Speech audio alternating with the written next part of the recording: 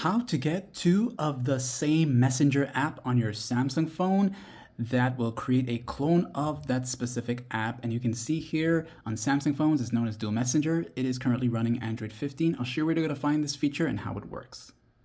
Whether you want to try this today or next year, use the quick access like this here and go into the settings by tapping up here. Once you're in this section here now, go ahead and use the search option and just type in the words Dual Messenger, and you'll see the suggestion here, Dual Messenger. This will take you straight into where you need to go right there.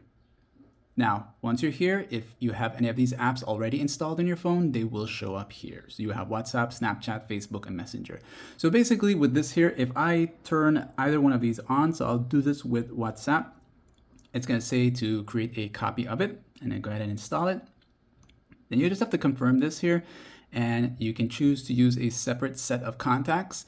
Turn this on to use separate set of contacts here, and of course you can go ahead and then select the contacts if you want to. It's totally up to you, okay? But if you want to be completely different, just go with next, skip all of this here, just go with okay, and it's going to turn it on for you, and you will see now that it's turned on. All right, now what you'll notice is when you go looking for WhatsApp now, you will see that there is two of the same, except one of them will have this little badge right to the bottom right side there, letting you know that that's a copy version. But what's good about this? Well, basically you're operating two WhatsApp at the same time, and if your phone has a dual SIM, you can have one phone number registered to one of these here and the other one to the main original one here, and they will function just about the same with no issues whatsoever. And of course, when you're ready to disable this, like you don't want this to show up anymore, you can just go back to where it was.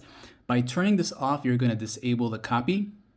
And it's just like uninstalling the app, but it doesn't remove your personal information or anything like that. Once you sign back into the copy, you'll get back whatever you registered with as. So just go to uninstall it. It'll say it's been removed and you're good to go.